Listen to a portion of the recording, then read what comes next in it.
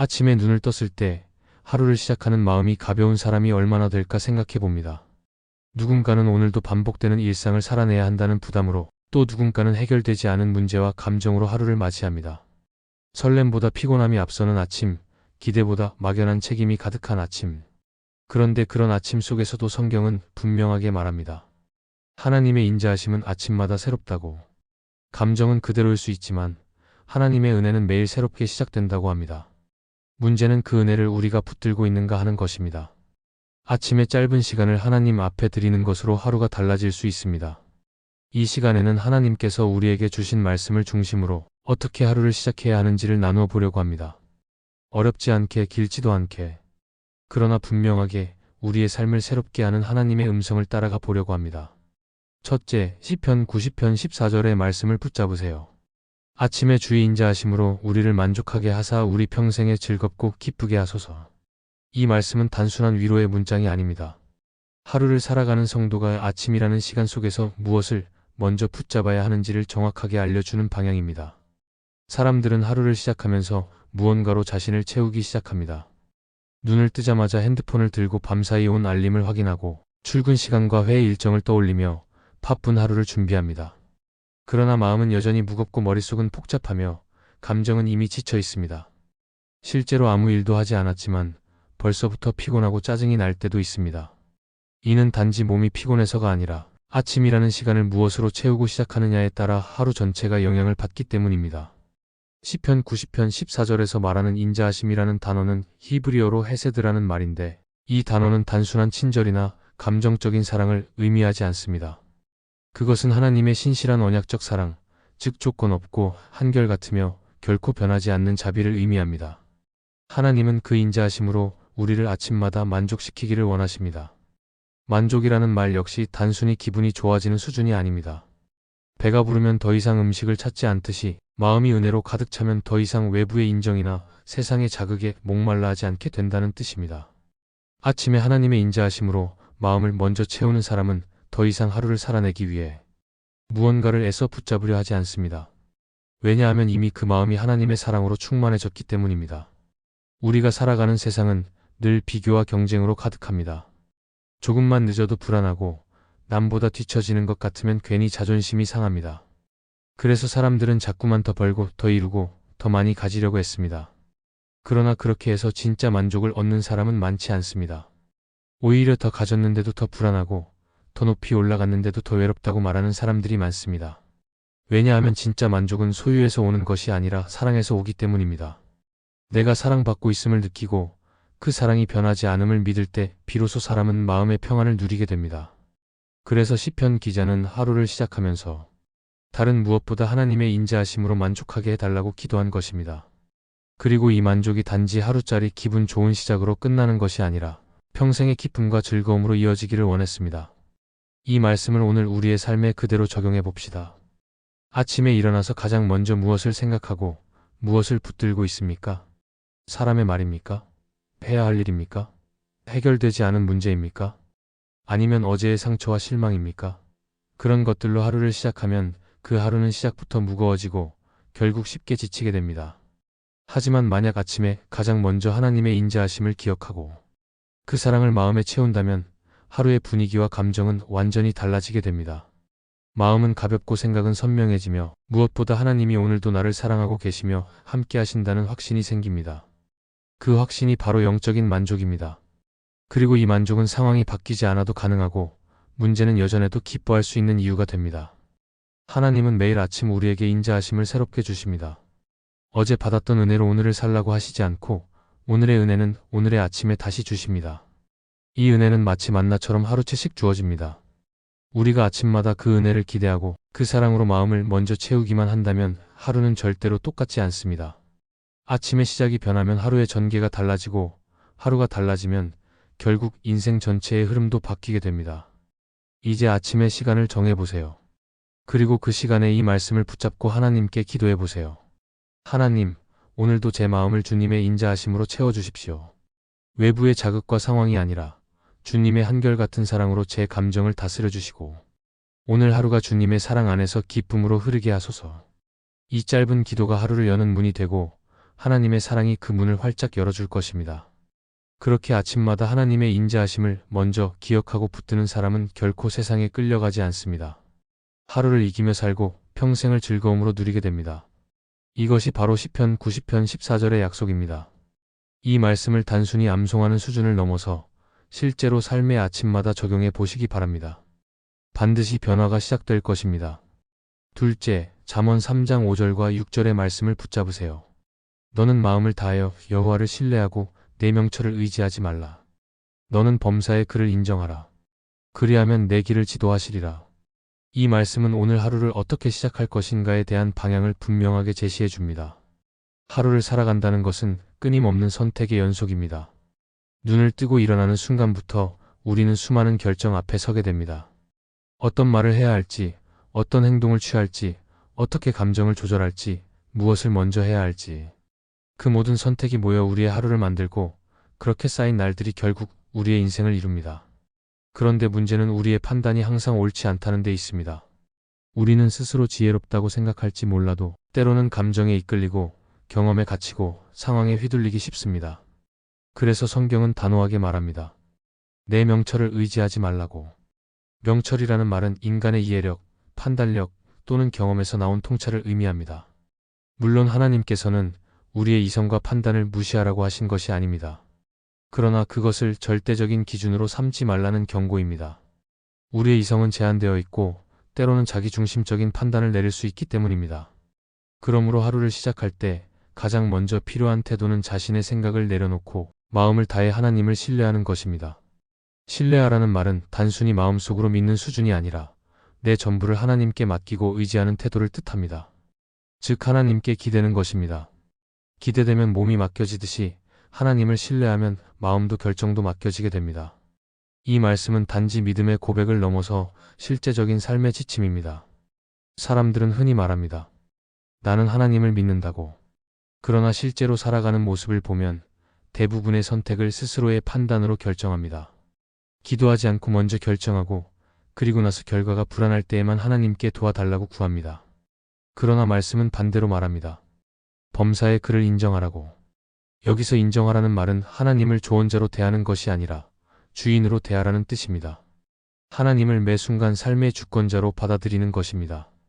아침에 하루 일정을 정리할 때, 해야 할 일을 나열할 때, 내 생각보다 하나님의 뜻을 먼저 구하는 태도가 바로 하나님을 인정하는 자세입니다. 하나님은 범사에 인정하는 자의 길을 직접 지도하시겠다고 하십니다. 여기서 지도하신다는 말은 단순히 길을 보여주신다는 뜻이 아닙니다. 방향을 정해주시고 장애물을 치워주시며 걸음을 도우시는 것을 의미합니다. 우리가 길을 선택하고 하나님께 축복해달라고 요구하는 것이 아니라 하나님께서 먼저 길을 정하시고 그 길로 우리를 인도하시겠다는 약속입니다. 이것이야말로 하루를 시작하는 사람에게 가장 큰 보장이 아닐 수 없습니다. 세상은 알 수 없는 변수와 복잡한 상황들로 가득하지만 하나님은 그런 모든 복잡함 속에서도 정확하고 안전한 길로 우리를 이끄실 수 있는 분입니다. 이제 우리의 현실을 돌아봅시다. 아침에 눈을 뜨고 나서 하루를 어떻게 설계합니까?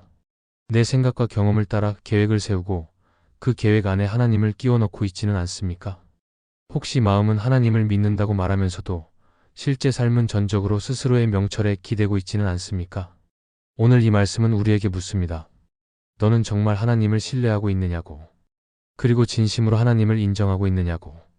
삶의 크고 작은 모든 일에 하나님을 먼저 바라보고 있는지를 돌아보게 합니다. 그러므로 아침에 이 말씀을 붙들고 이렇게 기도해 보시기 바랍니다. 하나님, 오늘도 저의 생각과 판단이 아니라 주님의 지혜를 따르기를 원합니다. 저의 경험이 아니라 주님의 인도를 신뢰합니다. 제 하루를 주님께 맡기오니 범사의 주님을 인정하오니 오늘 제 길을 지도하여 주십시오. 이 고백이 하루의 시작이 되면 그 하루는 혼란이 아니라 평안으로, 불확실함이 아니라 분명한 걸음으로 이어질 것입니다. 하나님은 오늘도 당신의 걸음을 지도하시기 원합니다. 그분을 인정하는 자의 길은 흔들리지 않으며 반드시 열리게 될 것입니다. 이 약속을 마음에 새기고 아침마다 하나님의 뜻을 먼저 구하는 하루가 되시기를 바랍니다. 셋째, 시편 119편 105절의 말씀을 붙잡으세요. 주의 말씀은 내 발의 등이요 내 길의 빛이니이다. 이 말씀은 하루를 시작하는 우리의 영적인 자세가 어떤 방향을 향해야 하는지를 정확하게 보여줍니다. 인생을 살아가는 모든 사람은 각자의 길을 걷고 있습니다. 그러나 그 길이 항상 밝고 평탄하지만은 않습니다. 어떤 날은 눈앞이 잘 보이지 않을 만큼 앞이 막히고 어떤 날은 예상하지 못한 상황들로 마음이 흔들릴 때도 있습니다. 사람들은 그럴 때마다 무엇을 의지해야 할지를 몰라 불안해하고 어떻게 결정해야 할지 몰라 갈등하게 됩니다. 그런데 성경은 분명하게 말합니다. 주의 말씀이 내 발에 등불이고 내 길에 빛이라고. 즉 하나님의 말씀은 우리가 가야 할 길을 밝히는 유일한 기준이자 안전하게 인도하는 참된 빛이라는 뜻입니다. 여기서 중요한 것은 성경은 하나님의 말씀을 태양이라고 표현하지 않았다는 점입니다. 태양은 한 번에 넓은 공간을 밝히지만 등불은 그렇지 않습니다. 등불은 내 발 바로 앞을 비춰줄 뿐입니다. 즉 하나님의 말씀은 우리가 인생의 전체를 한눈에 조망하게 해주는 것이 아니라 지금 이 순간 어디에 발을 디뎌야 하는지를 알려주는 등불이라는 사실입니다. 왜 하나님은 우리의 인생을 이렇게 한 걸음씩만 보여주실까요? 그것은 우리가 그분을 신뢰하며 걸어가기를 원하시기 때문입니다. 전체 길을 미리 알면 우리는 스스로 판단하고 움직이려 하지만 한 걸음씩만 보이면 우리는 하나님께 계속 묻게 되고 의지하게 됩니다. 이것이 바로 말씀으로 걷는 삶의 원리입니다. 사람들은 자주 말합니다. 미래가 불안하다고, 앞날이 보이지 않는다고. 그러나 그 불안의 이유는 대부분 말씀 없이 길을 찾으려 하기 때문입니다. 하나님의 말씀을 인생의 빛으로 삼는 사람은 길이 막힌 것처럼 보여도 그 속에서 하나님의 인도하심을 경험하게 됩니다. 왜냐하면 그 사람은 상황이 아니라 말씀을 따라 걷기 때문입니다. 또 이 말씀이 단순히 조언이나 위로가 아닌 실제적인 방향이라는 사실을 보여줍니다. 많은 사람이 성경을 힘들 때 읽는 책으로 생각합니다. 마음이 무거울 때, 외로울 때, 슬플 때 위로받기 위한 글로 받아들이는 경우가 많습니다. 물론 성경은 우리에게 위로를 줍니다. 그러나 성경은 위로를 넘어서 우리의 삶 전체를 이끄는 방향이 되어야 합니다. 다시 말해 성경 말씀은 감정에 반응하는 도구가 아니라 삶을 이끄는 기준이 되어야 합니다. 아침에 눈을 뜨고 하루를 시작할 때 우리는 어떤 빛을 따라 걷고 있습니까? 내 생각입니까? 내 경험입니까? 아니면 사람의 말이나 세상의 기준입니까? 그런 것들은 어두운 밤에 손전등도 없이 걷는 것과 같습니다. 언젠가는 넘어지고 결국 길을 잃게 됩니다. 그러나 하나님의 말씀을 손에 들고 마음에 품고 걷는 사람은 넘어지지 않습니다. 넘어질 것 같아도 그 발걸음을 바로잡을 수 있는 지혜가 생깁니다. 왜냐하면 그 발 앞에 말씀이 등불이 되어 비추고 있기 때문입니다. 이제 아침에 이 말씀을 묵상하며 이렇게 기도해 보시기 바랍니다. 하나님, 오늘도 수많은 결정과 선택이 제 앞에 놓여 있습니다. 그 어떤 것보다 먼저 주님의 말씀이 제 발걸음을 비추게 하소서. 상황을 따라 걷지 않고 감정에 끌려가지 않으며 주의 말씀을 따라 걷게 하소서. 제가 오늘 하루 어떤 길을 가든 그 길 위에 하나님의 말씀이 앞서가게 하시고 저의 생각보다 주님의 지혜가 먼저 비추게 하옵소서. 이처럼 하나님의 말씀을 등불로 삼고 하루를 살아가는 사람은 흔들림 속에서도 중심을 잃지 않습니다.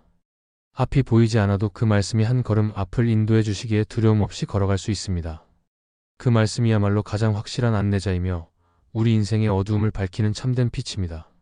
아침에 그 말씀을 붙잡는 것, 그것이 오늘 하루를 가장 안전하고 복된 길로 시작하는 첫 걸음이 될 것입니다. 넷째, 예레미야애가 3장 23절의 말씀을 붙잡으세요. 이것이 아침마다 새로우니 주의 성실하심이 크도소이다. 이 말씀은 낙심과 절망 가운데 있는 이들에게 아침을 새롭게 바라보도록 이끄는 강력한 진리입니다. 예레미야 애가는 유다 백성이 바벨론에 의해 예루살렘이 멸망하고 성전이 불타고 삶의 모든 기반이 무너진 상황 속에서 기록된 애통의 시입니다. 나라가 폐허가 되었고 백성들은 포로가 되었으며 소망은 끊어진 것처럼 보였습니다. 그런 처참한 현실 한가운데서 예레미야는 놀랍게도 하나님의 자비와 성실하심을 노래합니다. 그는 무너진 도시의 먼지를 딛고 아침을 바라보며 고백합니다. 하나님의 자비가 아침마다 새롭고 그분의 성실하심이 크다고 말입니다. 이 말씀은 무너진 자리에서 다시 일어설 수 있는 유일한 근거가 하나님의 성품에 있다는 사실을 우리에게 가르쳐 줍니다. 사람들은 종종 반복되는 일상을 살아가면서 아침이 새롭다고 느끼지 못합니다. 어제와 같은 문제, 해결되지 않은 관계, 쌓여있는 책임들이 아침부터 마음을 짓누르곤 합니다.